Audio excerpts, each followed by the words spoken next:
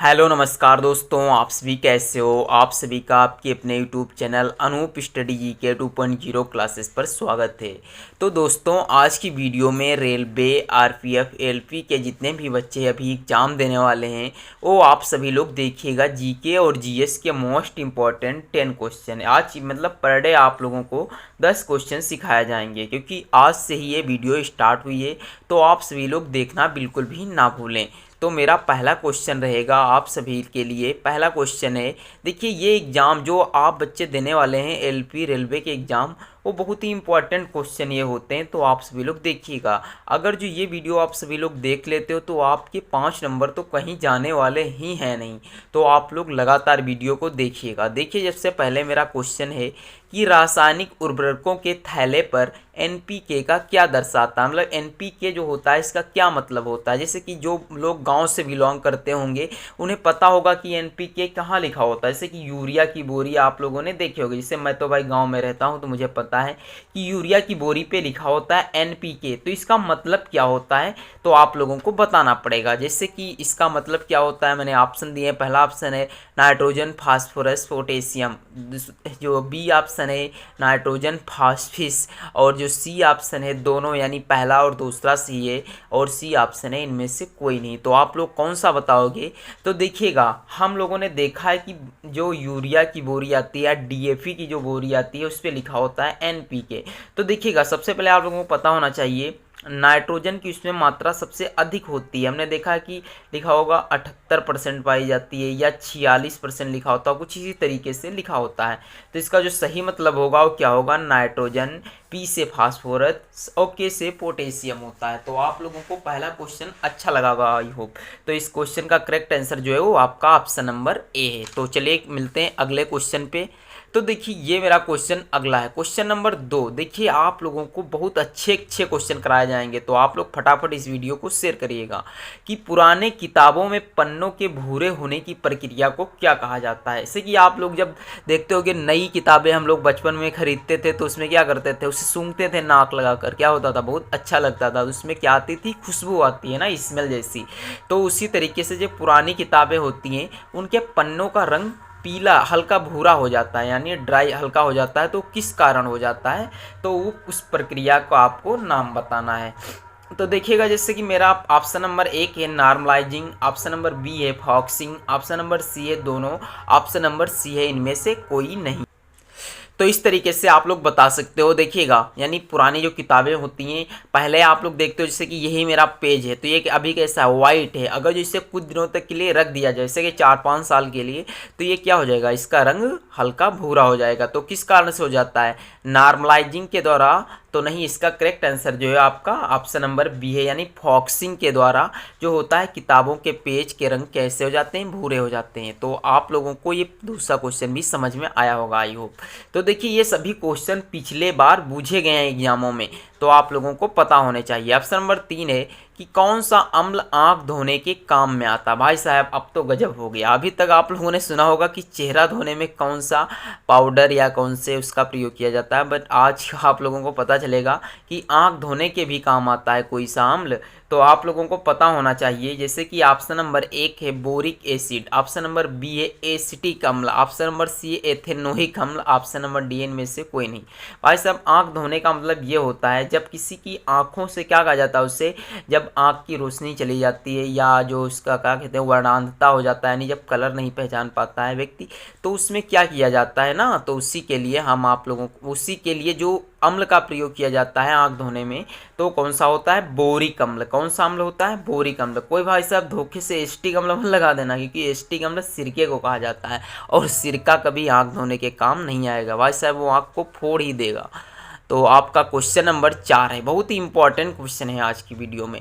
देखिएगा ये क्वेश्चन का आंसर तो हर बच्चे को आता होगा। जैसे कि बिजली के एक सेल में कितने टर्मिनल होते हैं, यानी आप लोगों ने सेल देखा होगा। जैसे भाई साहब मैंने एक सेल बना दिया, ये आप लोग देख सकते हो। ये इसमें सेल में देखिएगा, अब इसमें 2 ध्रुव होते हैं, ठीक। बैटरी जो होता है ना, इसमें क्या लगे होते हैं, 2 ये इलेक्ट्रोड लगे होते हैं।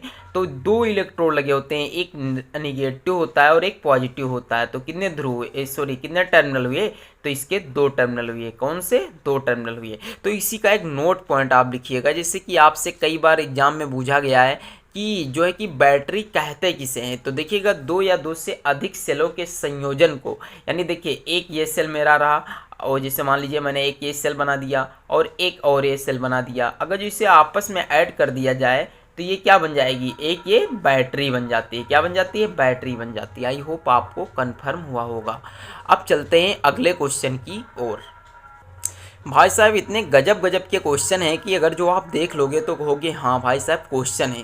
देखिए जैसे कि question number 5, silent killer gas किसे कहते हैं। अब आप लोग समझोगे कि साइलेंट किलर कौन सी गैस होती है। भाई साहब साइलेंट किलर मतलब ये होता है कि जो शांतिपूर्वक व्यक्ति को मार दे और पता भी नहीं चले कि मनुष्य क्या हुआ है, खत्म हो चुका है, यानी डिसमिस हो चुका है, तो उस गैस को कौन से नाम से जाना जाता है, यानी साइलेंट किलर। तो देखिएगा साइलेंट किलर कौन से नाम से जाना जाता है। ऑप्शन नंबर ए है सीओ। सीओ का पूरा नाम होता है कार्बन मोनोऑक्साइड। क्या नाम होता है इसका, कार्बन मोनोऑक्साइड, ठीक।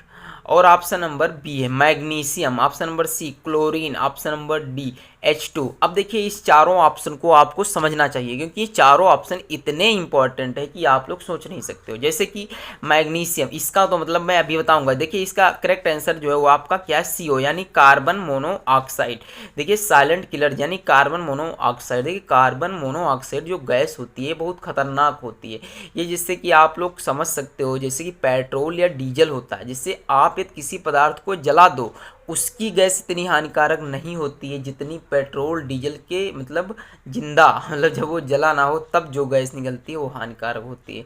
तो इसके कमी से मतलब यदि आप इसे नाक के द्वारा सूंघ रहे हो यानी इसका आप लोग अगर जो स्मेल ले रहे हो तो कौन सा रोग होता है, इसके द्वारा कैंसर रोग होता है। कौन सा, कैंसर रोग होता है। Option number B magnesium. देखिए पत्तियों का हरा रंग जो होता है वो मैग्नीशियम के ही कारण होता है। अच्छा आप कहोगे कि कुछ बच्चे कि सर क्लोरोफिल अभी तक हमने पढ़ा था। भाई साहब क्लोरोफिल तो सही है मगर जो क्लोरोफिल का भी रंग जो होता है वो मैग्नीशियम के कारण ही होता है। अब समझिएगा क्लोरीन गैस। भाई साहब आप लोग बहुत स्विमिंग पूल में नहाते हो, देखिएगा आप जब जाते हो स्विमिंग पूल वो आपसे 500 रुपये लेता है। क्या करता है, कहता है भाई साहब इतना साफ पानी है इसमें आप नहाइएगा, तो वहाँ आप हिसाब से नहाइएगा क्योंकि उसमें क्लोरीन गैस क्लोरीन पड़ा होता है। और क्लोरीन जो होता है इसका काम ही होता है गंदगी को साफ करना। तो क्या कर देता है, एकदम पानी को क्लीन कर देता है ना, तो इसीलिए वो पानी बहुत साफ दिखाई देता है। मगर आप यदि ज़्यादा देर तक उसमें नहाते हो तो स्किन संबंधी आपको बीमारी हो सकती है, तो आप हिसाब से नहाइएगा हमारे हिसाब से। फिर चलते हैं H2 हाइड्रोजन। भाई साहब हाइड्रोजन इतना भाई साहब इतना महत्वपूर्ण ईंधन है कि हमारा इसे फ्यूचर का क्या कहा जाता है, एनर्जी भाई है, इसे क्या कहा जाता है, फ्यूचर एनर्जी यानी भविष्य का ईंधन। ये हमारा क्या है, हाइड्रोजन है। हो सकता है कि हम लोगों के ही ज़माने में हाइड्रोजन से गैसें चलने लगी। अगर जो गाड़ियाँ हाइड्रोजन से चलने लगेंगी तो भाई साहब हम लोग 10 रुपये के हाइड्रोजन में लगभग हम 50 किलोमीटर का सफ़र तय करेंगे, ठीक। तो अगर जो ऐसा होता है तो हम लोगों के लिए बहुत ही लाभकारी होगा। चलिए चलते हैं अगले क्वेश्चन पे। तो अगला क्वेश्चन है कि शुद्ध पानी किस प्रकार का चालक होता है। अब आप समझोगे, चकमा खाओगे कि शुद्ध पानी भी किसी प्रकार का चालक होता है। भाई साहब पानी बहुत प्रकार का होता है, जैसे कि हमारे घरों में जो पीने योग्य पानी होता है ना वो शुद्ध पानी नहीं होता है, क्योंकि आप लोग कहोगे इस क्वेश्चन समझोगे तब आएगा समझ में। देखिए जो शुद्ध पानी होता है बुझा गया किस प्रकार का, कंडक्शन है। तो नंबर 1 है सुचालक है, ऑप्शन नंबर बी है कुचालक होता है। तो अगर जो आपको पता हो तो कमेंट बॉक्स में ज़रूर इसका आंसर बताइएगा। देखिए जो शुद्ध पानी होता है वो क्या होता है, कुचालक होता है। कैसा होता है, कुचालक होता है। अच्छा कुचालक क्यों होता है, देखिएगा उसमें देखिए किसी भी प्रकार का कोई तत्व नहीं पाया जाता है, इसलिए वो क्या होता है, कुचालक होता है। बट यदि उसमें हम लोग क्या मिला दिया जाए, जब शुद्ध जल में नमक मिला दिया जाता है तो ये सुचालक हो जाता है, यानी NaCl। देखिएगा NaCl जब सोडियम क्लोराइड को मिला दिया जाता है इसमें तो ये हमारा सुचालक बन जाता है। आई होप आपको क्वेश्चन भी समझ में आ रहे होंगे। देखिए जितना मुझे नॉलेज है मैं उससे ज़्यादा नॉलेज आप लोगों को देने की कोशिश कर रहा हूँ। अच्छा इसमें कुछ बताने वाला था, हाँ देखिएगा शुद्ध पानी किस प्रकार से कुचालक होता है समझिए। आप देखते होगे यदि गांव से बिलोंग करते होगे तो सुना होगा या कभी कभी अखबारों में भी सुनने में आता है कि गांव में जो है कि से समर से पानी लगाते वक्त लोगों की क्या हो जाती है, डेथ हो जाती है कभी कभी। क्यों हो जाती है? क्योंकि जो पानी होता है, देखिए पानी तो शुद्ध होता है, बट मिट्टी मिलते ही वो पानी ये हो जाता है, क्या हो जाता है, अच्छा नहीं रह जाता। वो क्या हो जाता है, वो बिजली के लिए सुचालक हो जाता है, इसलिए उसमें क्या हो जाता है, करंट फैल जाता है। ठीक, आई होप आपको कन्फर्म हुआ होगा। फिर चलते हैं अगले क्वेश्चन की। क्वेश्चन नंबर 7 है कि बिना बुझा चूना का सूत्र होता है। अच्छा, बिना बुझा चूना का सूत्र जो होता है उसे क्या कहते हैं, कैल्शियम ऑक्साइड। भाई साहब 1 मिनट इस क्वेश्चन का आंसर दिए, तब तक हम पानी पी लेते हैं।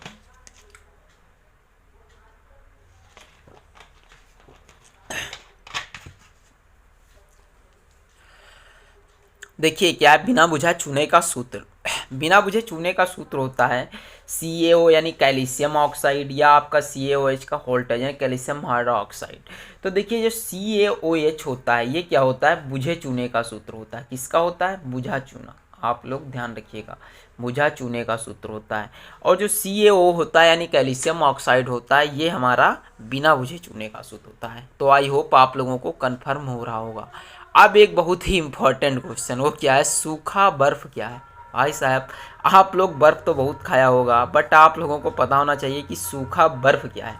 देखिए सूखा बर्फ किससे कहते हैं, ऑक्सीजन को कहा जाता है, या CO2। आप लोग सभी जानते हैं CO2 का फुल फॉर्म क्या होता है, कार्बन डाइऑक्साइड।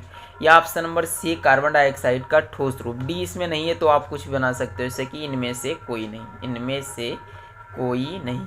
ठीक, आप समझिएगा सूखा बर्फ। देखिए हम लोग जो कार्बन डाइऑक्साइड का जो ठोस रूप लेते हैं उसी को ही क्या कहा जाता है, सूखा बर्फ कहा जाता है। इसलिए इसका जो करेक्ट आंसर है वो आपका क्या है, ऑप्शन नंबर C है।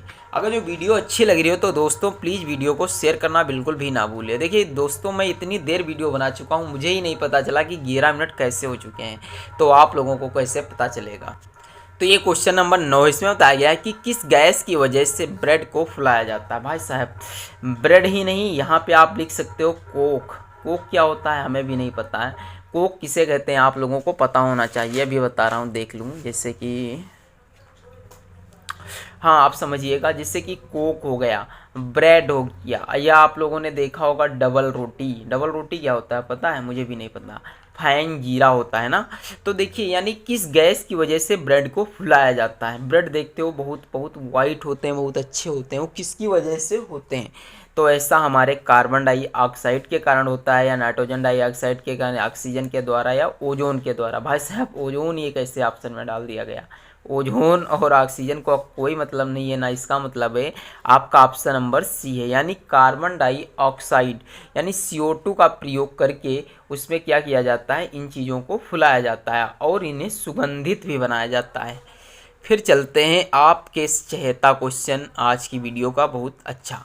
कच्ची शराब का सूत्र क्या होता है। भाई साहब कच्ची शराब, आप लोग यदि गांव से बिलोंग करते होगे तो आप लोगों को पता होगा कि कच्ची किसे कहते हैं और कच्ची शराब क्या होता है। देखिए कच्ची शराब का सूत्र क्या होता है, ऑप्शन नंबर A CH3OH यानी मेथेनॉल, ऑप्शन नंबर B है C2H4OH C2H5OH ethyl alcohol, option number C है C2H6O4, ऑप्शन D है इनमें से कोई नहीं। यानी कच्ची शराब का जो सूत्र होता है वो क्या होता है, CH3OH यानी मेथेनॉल होता है। और अब आप यहीं पे एक और लिख लीजिएगा कि पक्की शराब का सूत्र क्या होता है। देखिए ध्यान से समझिएगा, पक्की शराब जो होती है तो उसका सूत्र क्या होता है ये भी आप लोगों को पता होना चाहिए। तो देखिए जो पक्की शराब होती है उसका सूत्र क्या होता है, C2H5OH यानी एथिल अल्कोहल। तो ये जो सूत्र है ये पक्की शराब का है, ये जो सूत्र है ये कच्ची शराब का होता है। ठीक, तो आई होप आज की वीडियो के 10 क्वेश्चन आपको समझ में आएंगे कि बहुत ही अच्छे तरीके से। अगर जो समझ में आए तो फटाफट वीडियो को लाइक करिए और चैनल को सब्सक्राइब करिए। चलिए मिलते हैं अगली वीडियो में, तब तक के लिए जय हिंद, जय भारत, टेक केयर, अपना ख्याल।